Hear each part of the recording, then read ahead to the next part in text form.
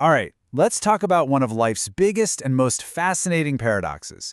We're diving into how people who suddenly get rich, lottery winners, heirs, people who become millionaires overnight, so often end up losing every single penny.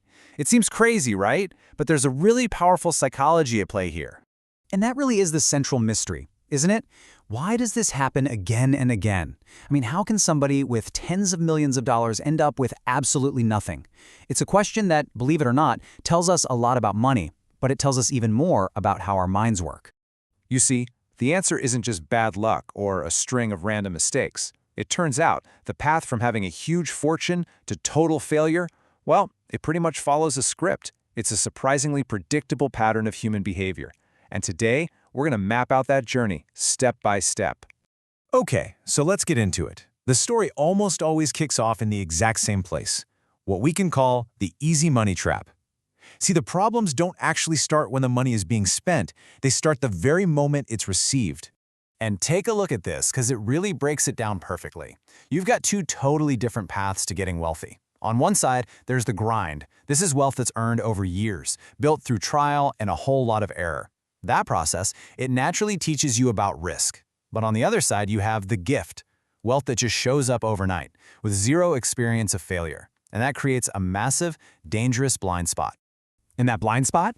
Well, it leads directly to these classic psychological traps. People start thinking they're geniuses, that their wealth came from their own ability, not just dumb luck. They totally underestimate real-world risk because, hey, they've never really failed before. They start mistaking having resources for actually having skill, and they begin to believe that making more money is going to be just as easy.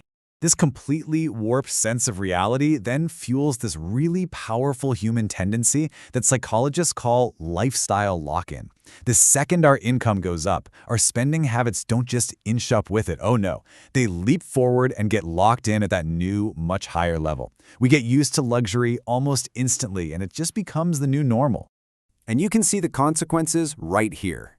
Your financial life gets really heavy, really fast. Suddenly, you're locked into these huge, fixed costs. We're talking massive mortgages, luxury car payments, maybe even staff. And at the exact same time, your social circle turns into this constant financial drain, full of people asking for loans or pitching you on these can't-miss investment opportunities. So this brings us to a really crucial turning point in the story, because it's not just about spending anymore. Something way more intense psychologically starts to take over. This deep, burning need to prove that they deserve the money. This is the kind of thing they're hearing in their own head. It's this nagging insecurity that just whispers, it was just luck, or it was just your parents' money.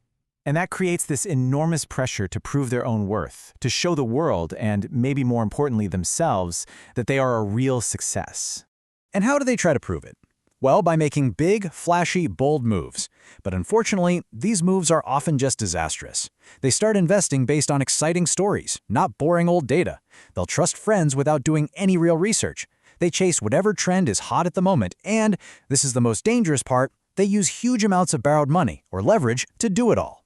And that first big mistake, the one that's totally driven by ego, is what kicks off the final act, the downward spiral.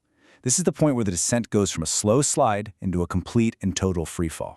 The moment they suffer that first major loss, an incredibly powerful bias just grabs hold of their brain. It's called loss aversion. Neuroscientists have actually shown that the pain of losing a dollar is psychologically about twice as powerful as the pleasure of finding one. That intense pain just short-circuits all rational thinking. So here's the key thing to get. It's not the first loss that's fatal. It's the desperate, irrational reaction to it. And you see this predictable path to ruin just unfold. The first big loss leads to a frantic double-or-nothing bet to try and win it all back quick. When that, of course, fails, it triggers a desperate all-in gamble. And that's what leads to the final collapse. And this all creates this really strange situation that a lot of people just don't understand about being wealthy.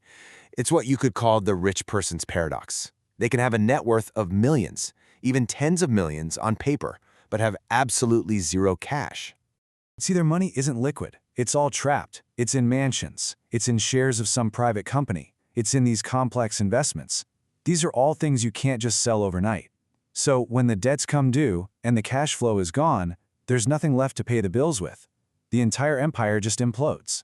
So, okay, that's the process. But what is the single core reason that this whole tragic story unfolds in the first place?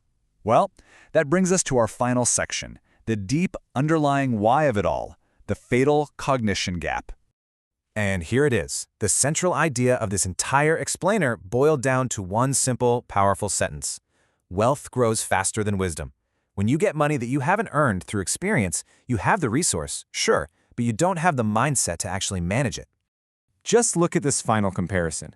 The person who built their wealth slowly, they understand failure, they get business cycles, they know how important cash flow is, they are naturally sensitive to risk. But the suddenly wealthy person, they lack all of this. Their experience just hasn't had time to catch up to their bank account, and that leaves them incredibly vulnerable. And really, this quote from our source material just sums it up perfectly. The problem is not the money. The problem is when the growth speed of your wealth is greater than the growth speed of your cognition. When your money outpaces your ability to manage it, the whole system is just destined to crash.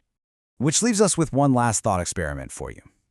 After seeing this whole psychological roadmap to ruin, if a massive fortune landed in your lap tomorrow, what have you learned here today that would actually save you from this all-too-common fate?